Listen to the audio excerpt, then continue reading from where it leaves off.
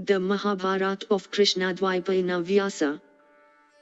Translated into English prose from the original Sanskrit text by Pratap Chandra Roy C.I.E. This free ebook has been downloaded from holybooks.com. Sabha Parva. Section 53, Dutta Parva continued.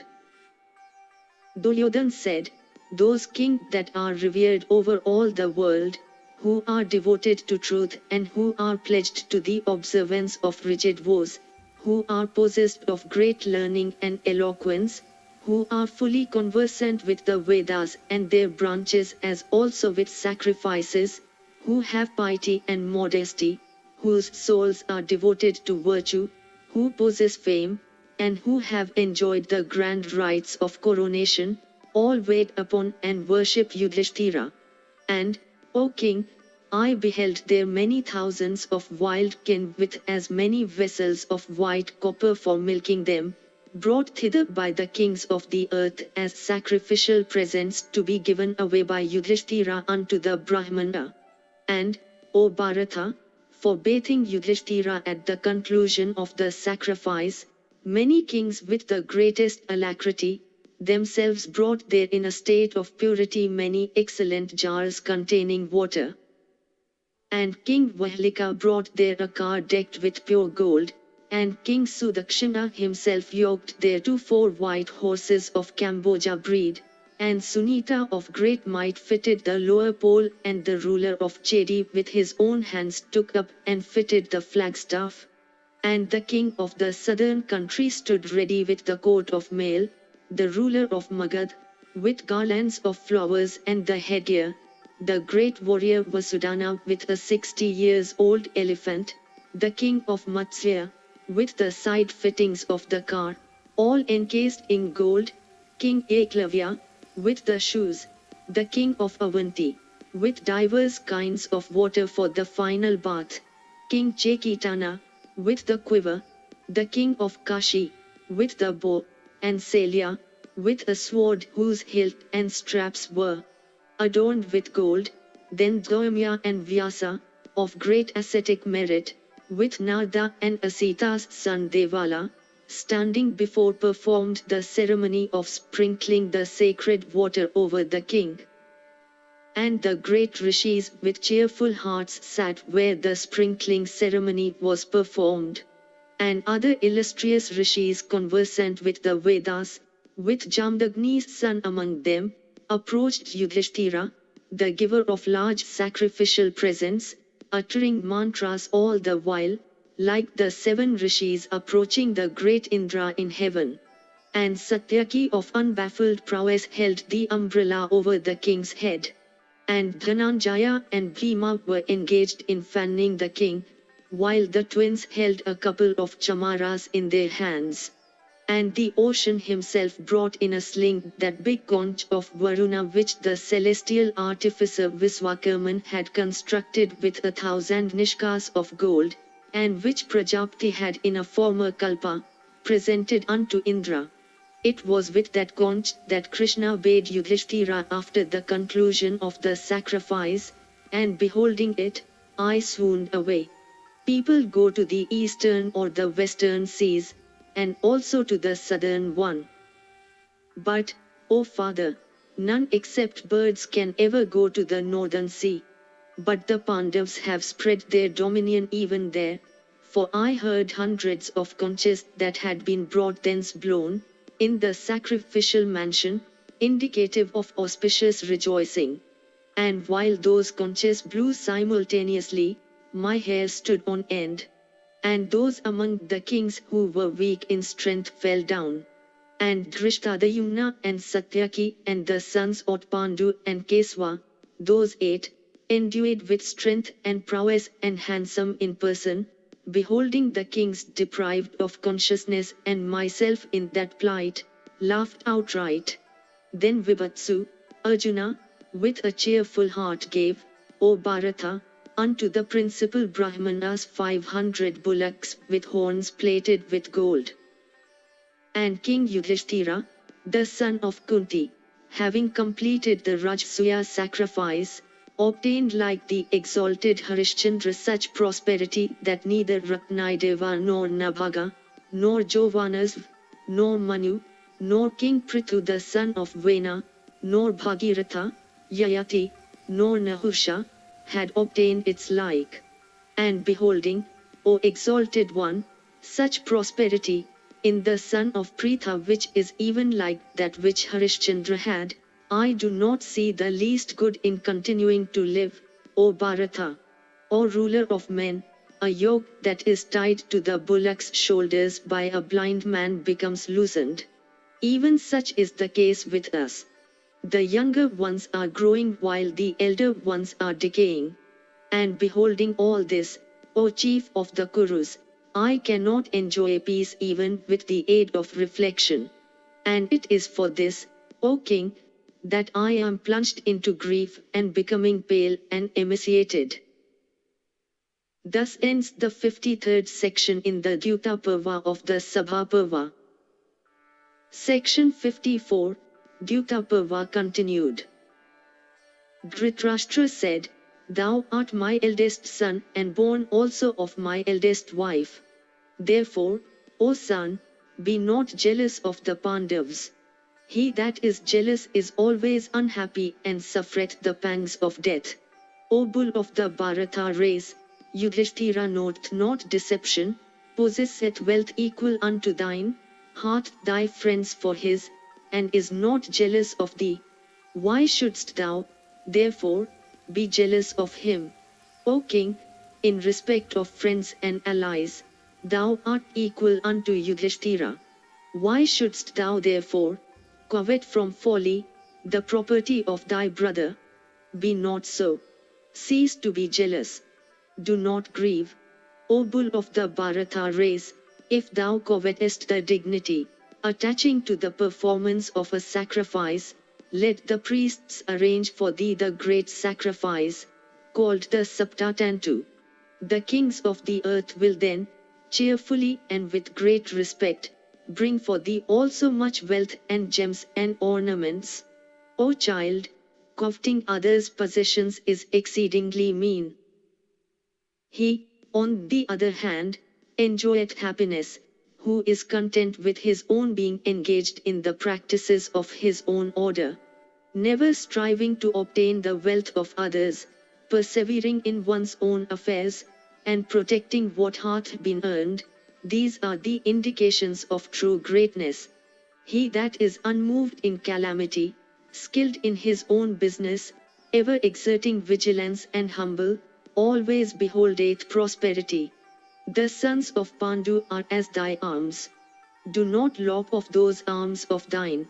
Plunge not into internal dissensions for the sake of that wealth of thy brothers, O king. Be not jealous of the sons of Pandu.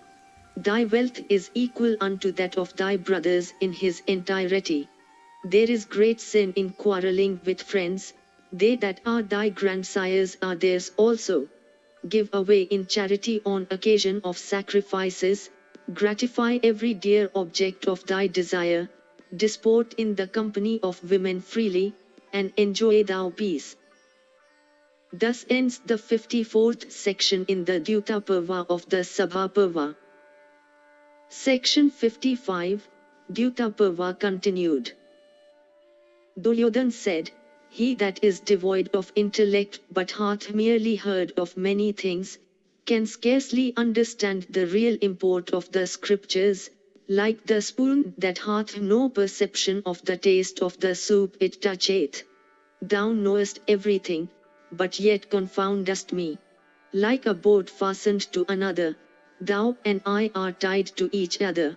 Art thou unmindful of thy own interests? Or, dost thou entertain hostile feeling towards me? These, thy sons and allies are doomed to destruction, inasmuch as they have thee for their ruler, for thou describest as attainable in the future what is to be done at the present moment. He often trippeth whose guide acts under the instructions of others. How then can his followers expect to come across a right path? O king, thou art of mature wisdom, Thou hast the opportunity to listen to the words of the old, and thy senses also are under thy control. It behoveth thee not to confound us who are ready to seek our own interests. Vrihaspati hath said that the usage of kings are different from those of common people. Therefore kings should always attend to their own interests with vigilance. The attainment of success is the sole criterion that should guide the conduct of a Kshatriya. Whether, therefore, the means is virtuous or sinful, what scruples can there be in the duties of one's own order? He that is desirous of snatching the blazing prosperity of his foe, should, O bull of the Bharata race, bring every direction under his subjection like the charioteer taming the steeds with his whip. Those used to handling weapons say that, a weapon is not simply an instrument that cuts but is a means, whether covert or overt, that can defeat a foe. Who is to be reckoned a foe and who a friend, doth not depend on one's figure or dimensions. He that paineth another is, O king, to be regarded a foe by him that is pained. Discontent is the root of prosperity. Therefore, O king, I desire to be discontented. He that striveth after the acquisition of prosperity is, O king, a truly politic person. Nobody should be attached to wealth and affluence, for the wealth that hath been earned and hoarded may be plundered.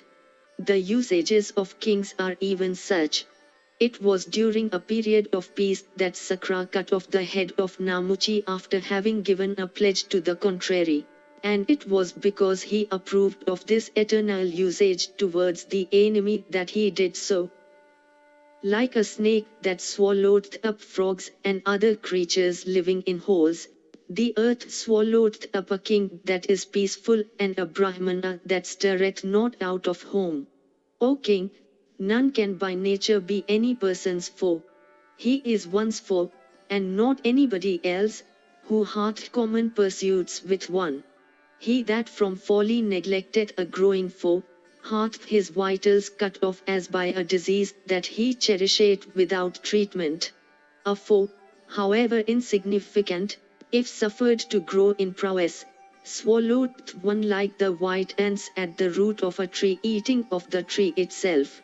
O Bharata, O Ajamida, let not the prosperity of the foe be acceptable to thee. This policy, of neglecting the foe, should always be borne on their heads by the wise even like a load. He that always wisheth for the increase of his wealth, ever groweth in the midst of his relatives even like the body naturally growing from the moment of birth. Prowess confereth speedy growth. Coveting as I do the prosperity of the Pandavas, I have not yet made it my own. At present I am a prey to doubts in respect of my ability. I am determined to resolve those doubts of mine. I will either obtain that prosperity of theirs, or lie down having perished in battle. O king, when the state of my mind is such, what do I care now for life? For the Pandavas are daily growing while our possessions know no increase. Thus ends the 55th section in the Dyuta Parva of the Sabha Parva. Section 56, Dyuta Parva continued. Sakuni said, O thou foremost of victorious persons, I will snatch for thee this prosperity of Yudhishthira, the son of Pandu, at the sight of which thou grievest so. Therefore, O king, let Yudhishthira the son of Kunti be summoned. By throwing dice a skillful man, himself uninjured, may vanquish one that hath no skill. Know, O Bharata, that betting is my bow, the dice are my arrows, the marks on them my bowstring, and the dice board my car. Duryodhan said, This Sukuni skilled at dice, is ready, O king, to snatch the prosperity of the son of Pandu by means of dice. It behoveth thee to give him permission. Dhritarashtra said, I am obedient to the counsels of my brother, the illustrious Vidura. Consulting with him, I shall tell what should be done in this matter. Duryodhan said, Vidura is always engaged in doing good to the sons of Pandu. O Kaurava, his feelings towards us are otherwise. He will therefore without doubt withdraw thy heart from the proposed act. No man should set himself to any task depending upon the counsels of another, for, O son of Kuru's race, the minds of two persons seldom agree in any particular act. The fool that leaveth shunning all causes of fear wasteth himself like an insect in the rainy season. Neither sickness nor yam waiteth till one is in prosperity. So long therefore, as there is life and health, one should without waiting for prosperity accomplish his purpose. Dhritarashtra said, O son, hostility with those that are strong, is what never recommendeth itself to me. Hostility bringeth about a change of feelings, and that itself is a weapon though not made of steel. Thou regardest, O prince, as a great blessing what will bring in its train the terrible consequences of war, what is really fraught with mischief. If once it beginneth, it will create sharp swords and pointed arrows. Duryodhan replied, Men of the most ancient times invented the use of dice. There is no destruction in it, nor is there any striking with weapons. Let the words of Sakuni therefore be acceptable to thee, and let thy command be issued for the speedy construction of the assembly house. The door of heaven, leading us to such happiness, will be opened to us by gambling. Indeed, they that betake to gambling with such aid deserve such good fortune. The Pandavas then will become thy equals instead of, as now, superiors. Therefore, gamble thou with the Pandavas. Dhritarashtra said, The words uttered by thee do not recommend themselves to me. Do what may be agreeable to thee, O ruler of men. But thou shalt have to repent for acting according to these words, for words that are fraught with such immorality can never bring prosperity in the future. Even this was foreseen by the learned Vidura ever treading the path of truth and wisdom. Even the great calamity, destructive of the lives of the Kshatriyas, cometh as destined by fate. Vasampayana continued, having said this, the weak-minded Dhritarashtra regarded fate as supreme and unavoidable. And the king, deprived of reason by fate, and obedient to the counsels of his son, commanded his men in loud voice, saying, Carefully construct, without loss of time, an assembly house of the most beautiful description, to be called the crystal-arched palace with 1,000 columns, decked with gold and lapis lazuli, furnished with 100 gates, and full 2 miles in length and in breadth the same. Hearing those words of his, thousands of artificers endued with intelligence and skill soon erected the palace with the greatest alacrity, and having erected it brought thither every kind of article. And soon after they cheerfully represented unto the king that the palace had been finished, and that it was delightful and handsome and furnished with every kind of gems and covered with many-colored carpets inlaid with gold. Then King Dhritarashtra, possessed of learning, summoning Vidura the chief of his ministers, said, repairing to Kandavaprastha, bring Prince Yudhishthira here without loss of time. Let him come hither with his brothers, and behold his handsome assembly house of mine, furnished with countless jewels and gems, and costly beds and carpets, and let a friendly match at dice commence here. Thus ends the 56th section in the Dutta Parva of the Sabha Parva. Section 57, Dutta Parva continued. Vasampayana said, King Dhritarashtra, ascertaining the inclinations of his son and knowing that fate is inevitable, did what I have said. Vidura, however, that foremost of intelligent men, approved not his brother's words and spoke thus, I approve not, O king, of this command of thine. Do not act so. I fear, this will bring about the destruction of our race. When thy sons lose their unity, dissension will certainly ensue amongst them. This I apprehend, O king, from this match at dice. Dhritarashtra said, if fate be not hostile, this quarrel will not certainly grieve me. The whole universe moveth at the will of its creator, under the controlling influence of fate. It is not free. Therefore, O Vidura, going unto King Yudhishthira at my command, bring thou soon that invincible son of Kunti. Thus ends the 57th section in the Dutta Parva of the Sabha Parva. Section 58, Dutta Parva continued. Vasampayana said, Vidura then, thus commanded against his will by King Dhritarashtra, set out, with the help of horses of high mettle and endued with great speed and strength, and quiet and patient, for the abode of the wise sons of Pandu. Possessed of great intelligence, Vidura proceeded by the way leading to the capital of the Pandavas. And having arrived at the city of King Yudhishthira, he entered it and proceeded towards the palace, worshipped by numberless Brahmanas. And coming to the palace which was even like unto the mansion of Kuvara himself, the virtuous Vidura approached Yudhishthira, the son of Dharma.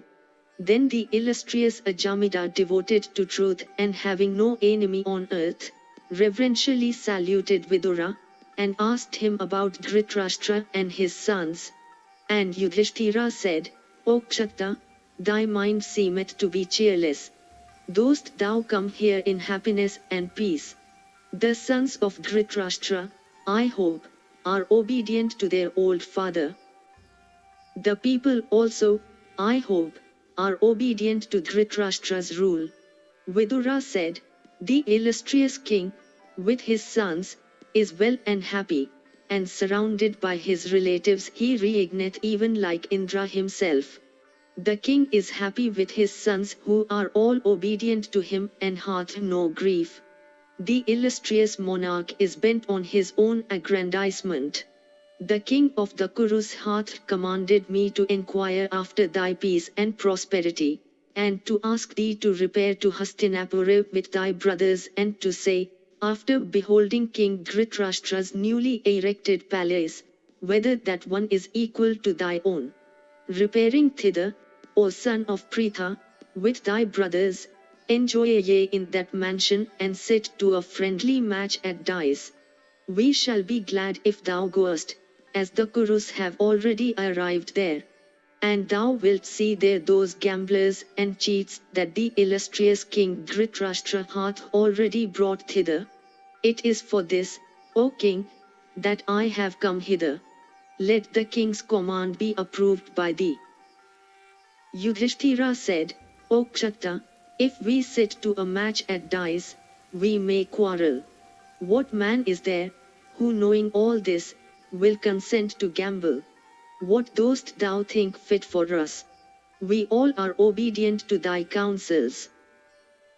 Vidura said, I know that gambling is the root of misery, and I strove to dissuade the king from it. The king, however, hath sent me to thee. Having known all this, O learned one, do what is beneficial. Yudhishthira said, besides the sons of Dhritarashtra, what other dishonest gamblers are there ready for play? Tell us, O Vidura, who they are and with whom we shall have to play, staking hundreds upon hundreds of our possessions. Vidura said, O monarch, Sakuni the king of Gandhara, an adept at dice, having great skill of hand and desperate in stakes, Vivingeti, King Chitrasena, Satyavrat, Purumitra and Jaya, these, O king, are there. Yudhishthira said, it would seem then that some of the most desperate and terrible gamblers always depending upon deceit are there. This whole universe, however, is at the will of its maker, under the control of fate, it is not free. O learned one, I do not desire, at the command of King Dhritarashtra, to engage myself in gambling. The father always wished to benefit his son. Thou art our master, O Vidura. Tell me what is proper for us. Unwilling as I am to gamble, I will not do so, if the wicked Sakuni doth not summon me to it in the Sabha. If, however, he challengeth me, I will never refuse. For that, as settled, is my eternal vow. Vasampayana continued, King Yudhishthira, the just having said this unto Vidura, commanded that preparations for his journey might be made without loss of time. And the next day, the king, accompanied by his relatives and attendants, and taking with him also the women of the household with Draupadi in their midst, set out for the capital of the Kurus. Like some brilliant body falling before the eyes, fate depriveth us of reason, and man, tied as it were with a cord, submitteth to the sway of providence. Saying this, King Yudhishthira, that chastiser of the foe, set out with Kshatta, without deliberating upon that summons from Dhritarashtra. And that slayer of hostile heroes, the son of Pandu and Pritha, riding upon the car that had been given him by the king of Valhika, and attired also in royal robes, set out with his brothers. And the king, blazing as it were with royal splendor, with Brahmanas walking before him, set out from his city, summoned by Dhritarashtra and impelled by what hath been ordained by Kala, time. And arriving at Hastinapura, he went to the palace of Dhritarashtra. And going there, the son of Pandu approached the king. And the exalted one then approached Bhishma and Drona and Karna, and Kripa, and the son of Drona, and embraced and was embraced by them all. And the mighty armed one, endued with great prowess, then approached Somadeta and then Duryodhan and Salya, and the son of Suvala, and those other kings also that had arrived there before him. The king then went to the brave Dashahasana and then to all his other brothers and then to Jayadratha and next to all the Kurus one after another. And the mighty armed one, then surrounded by all his brothers, entered the apartment of the wise king Dhritarashtra. And then Yudhishthira beheld the reverend Gandhari, ever obedient to her lord, and surrounded by her daughters-in-law like Rohini by the stars.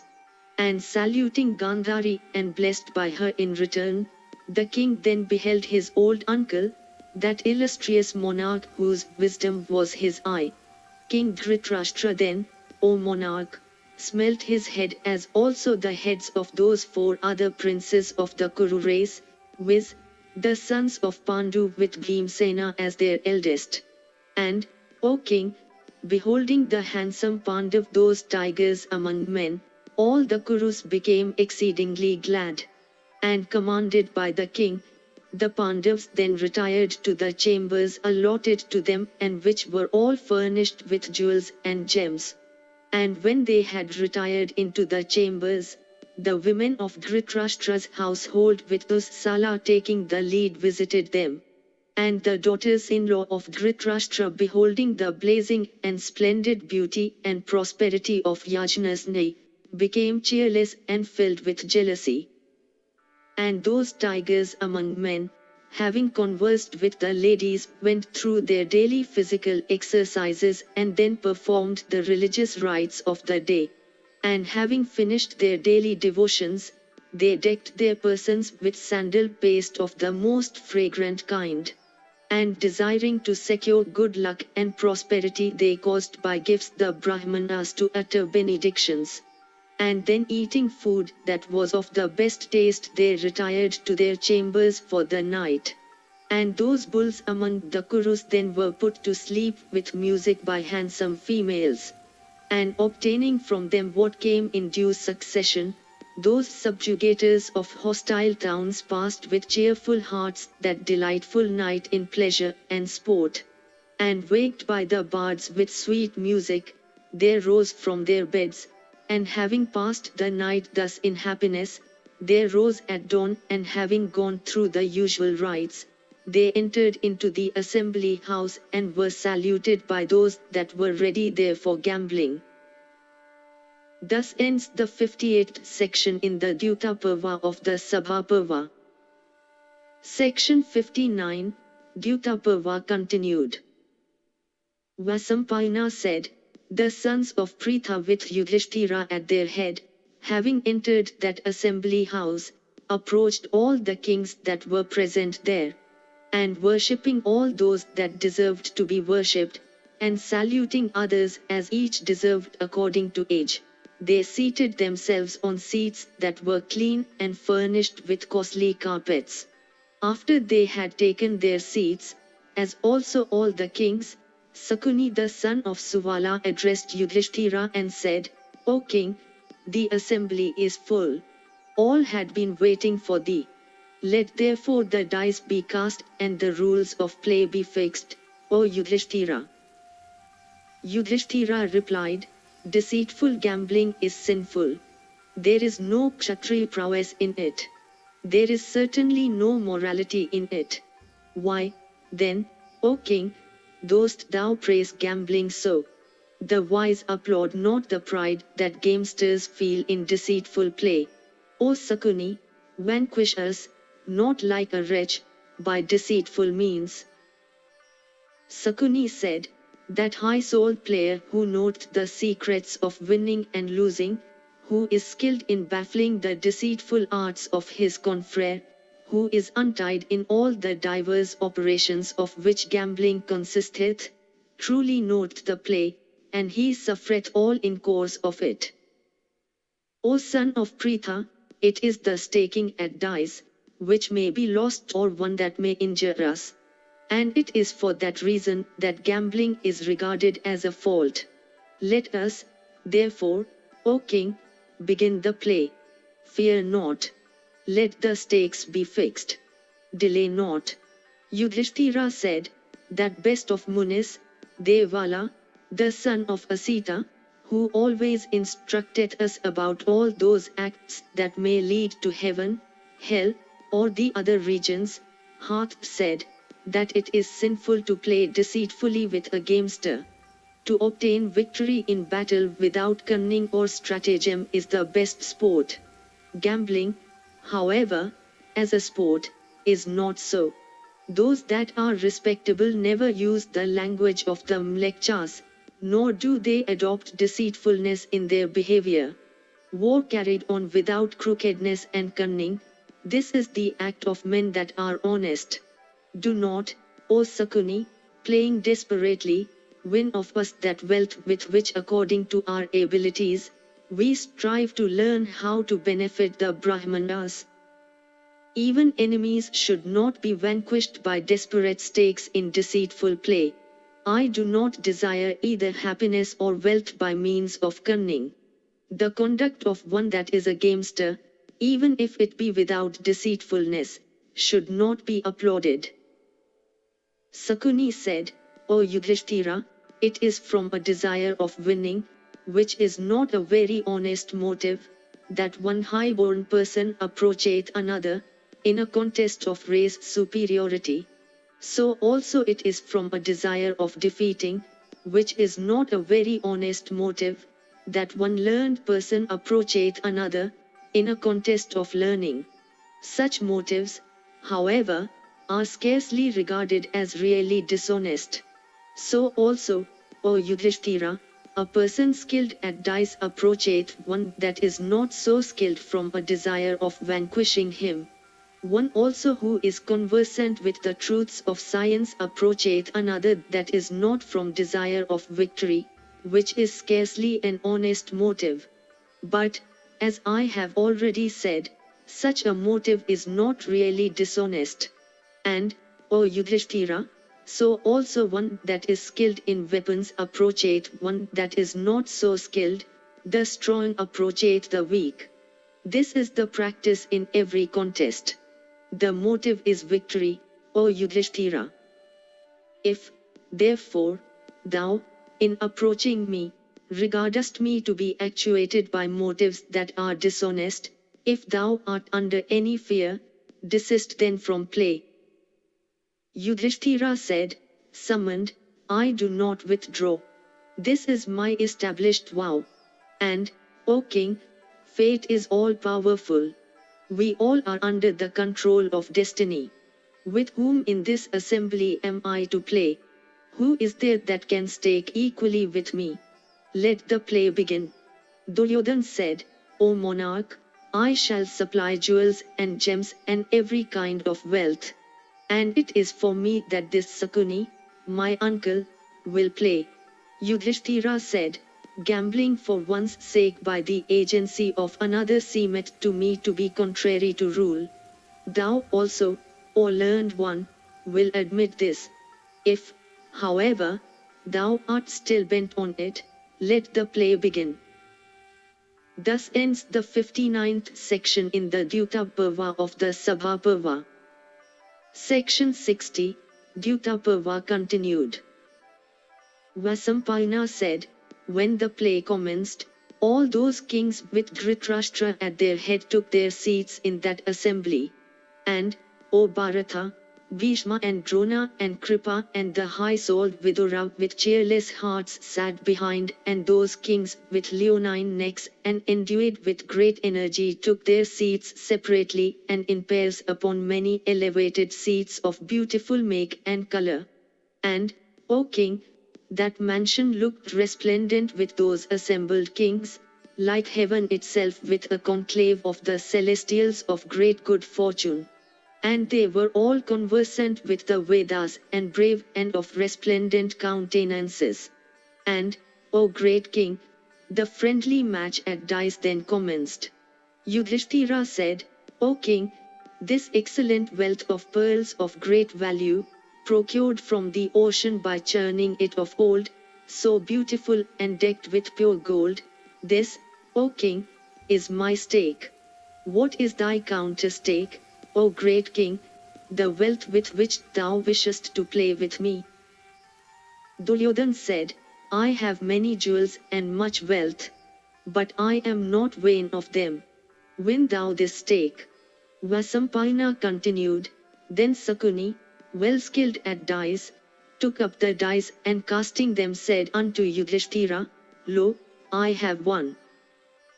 Thus ends the 60th section in the Dutta Parva of the Sabha Parva. Section 61, Dutta Parva continued. Yudhishthira said, Thou hast won this stake of me by unfair means. But be not so proud, O Sakuni. Let us play staking thousands upon thousands. I have many beautiful jars each full of 1,000 nishkas in many treasury, inexhaustible gold, and much silver and other minerals. This, O king, is the wealth with which I will stake with thee. Vasampayana continued, thus addressed, Sakuni said unto the chief of the perpetuators of the Kuru race, the eldest of the sons of Pandu, King Yudhishthira, of glory incapable of sustaining any diminution. Lo, I have won. Yudhishthira said, this my sacred and victorious and royal car which gladdeneth the heart and hath carried us hither, which is equal unto 1,000 cars, which is of symmetrical proportions and covered with tiger skin, and furnished with excellent wheels and flagstaffs, which is handsome, and decked with strings of little bells, whose clatter is even like the roar of the clouds or of the ocean, and which is drawn by 8 noble steeds known all over the kingdom and which are white as the moonbeam and from whose hoofs no terrestrial creature can escape. This, O king, is my wealth with which I will stake with thee. Vasampayana continued, hearing these words, Sakuni ready with the dice, and adopting unfair means, said unto Yudhishthira, Lo, I have won. Yudhishthira said, I have 100,000 serving girls, all young, and decked with golden bracelets on their wrists and upper arms, and with nishkas round their necks and other ornaments, adorned with costly garlands and attired in rich robes, daubed with the sandal paste, wearing jewels and gold, and well skilled in the 64 elegant arts, especially versed in dancing and singing, and who wait upon and serve at my command the celestials, the Snedka Brahmanas and kings. With this wealth, O king, I will stake with thee. Vasampayana continued, hearing these words, Sakuni ready with the dice, adopting unfair means, said unto Yudhishthira, Lo, I have won.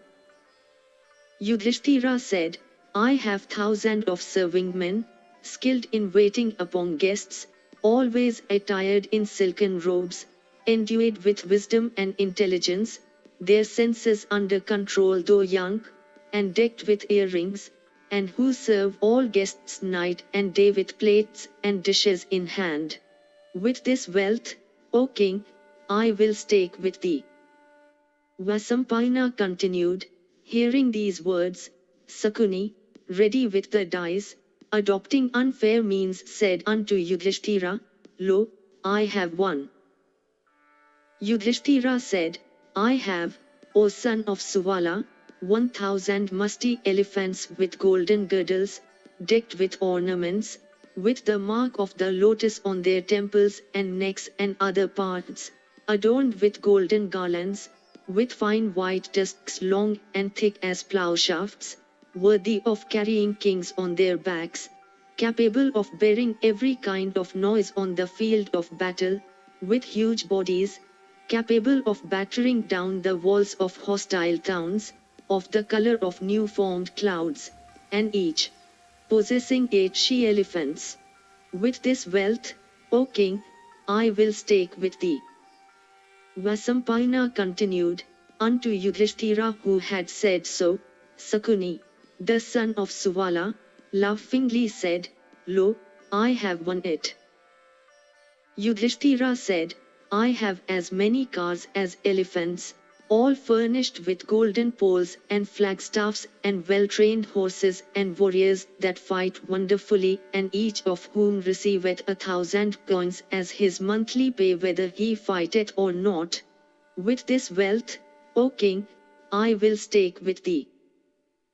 Vasampayana continued, when these words had been spoken, the wretched Sakuni, pledged to enmity, said unto Yudhishthira, Lo, I have won it. Yudhishthira said, the steeds of the Tatiri, Kalmasha, and Gandharv's breeds, decked with ornaments, which Chitraratha having been vanquished in battle and subdued cheerfully gave unto Arjuna, the wielder of the Gandiva, with this wealth, O king, I will stake with thee. Vasampayana continued, hearing this, Sakuni, ready at dice, adopting unfair means, said unto Yudhishthira, Lo, I have won. Yudhishthira said, I have 10,000 cars and vehicles unto which are yoked draught animals of the foremost breed. And I have also 60,000 warriors picked from each order by thousands, who are all brave and endued with prowess like heroes, who drink milk and eat good rice, and all of whom have broad chests. With this wealth, O king, I will stake with thee. Vasampayana continued, hearing this, Sakuni ready at dice, adopting unfair means said unto Yudhishthira, Lo, I have won. Yudhishthira said, I have 400 nidis, jewels of great value, encased in sheets of copper and iron. Each one of them is equal to 5 drauniksod, the costliest and purest leaf gold of the Jatrupa kind. With this wealth, O king, I will stake with thee. Vasampayana continued, hearing this, Sakuni ready at dice, adopting foul means, said unto Yudhishthira, Lo, I have won it. Thus ends the 61st section in the Dutta Parva of the Sabha Parva. Section 62, Dutta Parva continued. Vasampayana said, during the course of this gambling, certain to bring about utter ruin on Yudhishthira, Vidura, that dispeller of all doubts, addressing Dhritarashtra said, O great king, O thou of the Bharata race, attend to what I say, although my words may not be agreeable to thee, like medicine to one that is ill and about to breathe his last. When this Duryodhan of sinful mind had, immediately after his birth, cried discordantly like a jackal, it was well known that he had been ordained to bring about the destruction of the Bharata race. Know, O king, that he will be the cause of death of ye all. A jackal is living in thy house, O king, in the form of Duryodhan. Thou knowest it not in consequence of thy folly. Listen now to the words of the poet, Sukra, which I will quote. They that collect honey in mountains, having received what they seek, do not notice that they are about to fall, ascending dangerous heights, abstracted in the pursuit of what they seek, they fall down and meet with destruction. This Duryodhan also, maddened with the play at dice, like the collector of honey, abstracted in what he seeketh, marketh not the consequences. Making enemies of these great warriors, he beholdeth not the fault that is before him.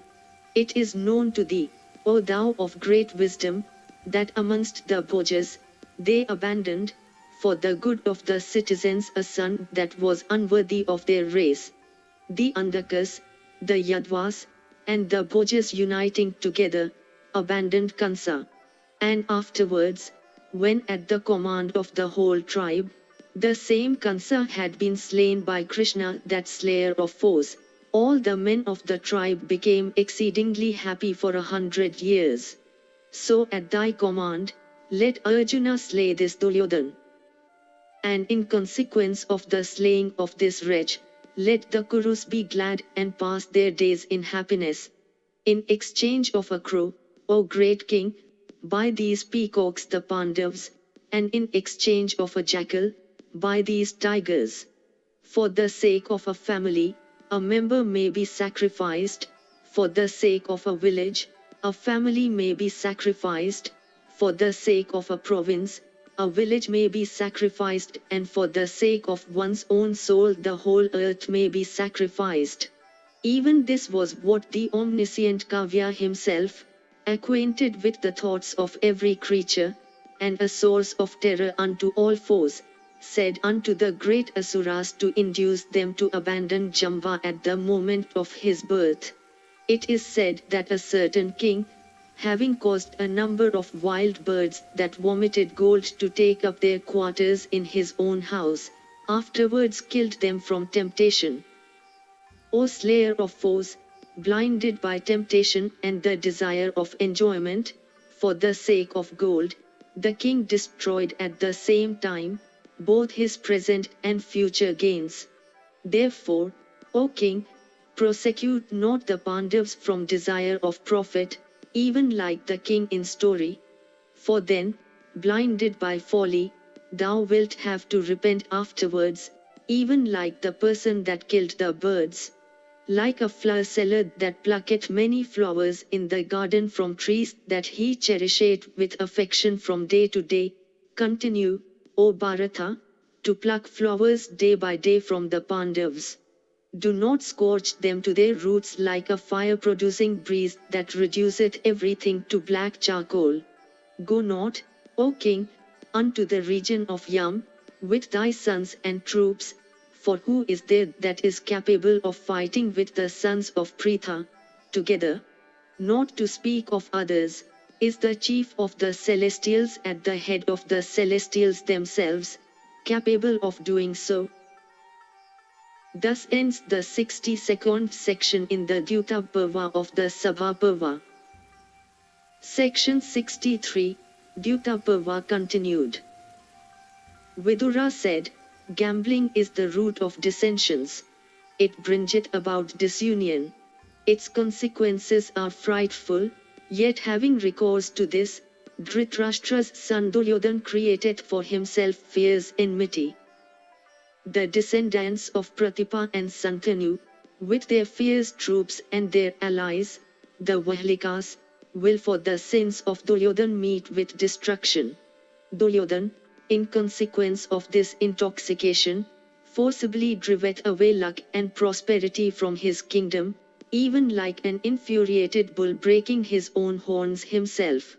That brave and learned person who, disregarding his own foresight, followed, O king, the bent of another man's heart, sinketh in terrible affliction even like one that goeth into the sea in a boat guided by a child. Duryodhan is gambling with the son of Pandu, and thou art in raptures that he is winning. And it is such success that begeteth war, which endeth in the destruction of men. This fascination of gambling that thou hast well devised only leadeth to dire results. Thus hast thou simply brought on by these counsels great affliction to thy heart. War not, O Bharata, with the sons of Pandu. War not, O Bharata, with the sons of Pandu. Thus ends the 63rd section in the Dutta Parva of the Sabha Parva. Section 64, Dutta Parva continued. Duryodhan said, O Kshatta, thou art always boasting of the fame of our enemies, deprecating the sons of Dhritarashtra. We know, O Vidura, of whom thou art really fond. Thou always disregardest us as children. That man standeth confessed, who wisheth for success unto those that are near to him and defeat unto those that not his favourites. His praise and blame are applied accordingly. Thy tongue and mind betray thy heart. But the hostility thou showeth in speech is even greater than what is in thy heart. Thou hast been cherished by us like a serpent on our lap. Like a cat thou wishest evil unto him that cherisheth thee. The wise have said that there is no sin graver than that of injuring one's master. How is it, O Kshatta, that thou dost not fear this sin? Having vanquished our enemies, we have obtained great advantages. Use not harsh words in respect of us. Thou art always willing to make peace with the foes. And it is for this reason that thou hatest us always. A man becomes a foe by speaking words that are unpardonable. Then again, in praising the enemy, the secrets of one's own party should not be divulged. Thou, however, transgressest this rule. Therefore, O thou parasite, why dost thou obstruct us so? Thou sayest whatever thou wishest. Insult us not. We know thy mind. Go and learn sitting at the feet of the old. Keen up the reputation that thou hast won. Meddle not with the affairs of other men. Do not imagine that thou art our chief. Tell us not harsh words always, O Vidura. We do not ask thee what is for our good. Cease, irritate not those that have already borne too much at thy hands. There is only one controller, no second. He controlleth even the child that is in the mother's womb. I am controlled by him. Like water that always floweth in a downward course, I am acting precisely in the way in which he is directing me. He that breaketh his head against a stone wall, and he that feedeth a serpent, are guided in those acts of theirs by their own intellect.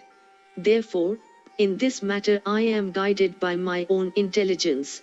He becometh a foe who seeketh to control others by force. When advice, however, is offered in a friendly spirit, the learned bear with it. He again that hath set fire to such a highly inflammable object as camphor, beholdeth not its ashes, if he runneth immediately to extinguish it.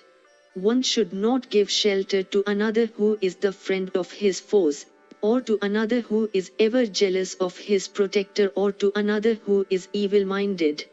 Therefore, O Vidura, go whithersoever thou pleasest. A wife that is unchaste, however well treated, forsaketh her husband yet. Vidura, addressing Dhritarashtra, said, O monarch, tell us, impartially, like a witness, what thou thinkest of the conduct of those who abandon their serving men thus for giving instruction to them. The hearts of kings are, indeed, very fickle. Granting protection at first, they strike with clubs at last. O Prince, Duryodhan, thou regardest thyself as mature in intellect, and, O thou of bad heart, thou regardest me as a child. But consider that he is a child who, having first accepted one for a friend, subsequently findeth fault with him. An evil-hearted man can never be brought to the path of rectitude, like an unchaste wife in the house or a well-born person. Assuredly, instruction is not agreeable to this bull of the Bharata race like a husband of 60 years to a damsel that is young. After this, O king, if thou wishest to hear words that are agreeable to thee, in respect of all acts good or bad, ask thou women and idiots and cripples or persons of that description. A sinful man speaking words that are agreeable may be had in this world. But a speaker of words that are disagreeable, though sound as regimen, or a hearer of the same, is very rare. He indeed is a king's true ally who, disregarding what is agreeable or disagreeable to his master, beareth himself virtuously and uttereth what may be disagreeable but necessary as regimen.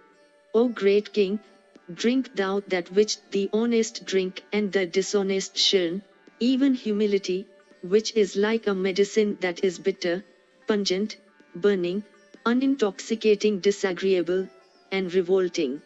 And drinking it, O king, regain thou thy sobriety. I always wished Dhritarashtra and his sons affluence and fame. Happen what may unto thee, here I bow to thee, and take my leave. Let the Brahmanas wish me well. O son of Kuru, this is the lesson I carefully inculcate, that the wise should never enrage such as others as have venom in their very glances. Thus ends the 64th section in the Dutta Parva of the Sabha Parva. If you enjoyed this audiobook, please like and subscribe to be notified of when new audiobooks are uploaded. Thank you for listening and learning. Shanti.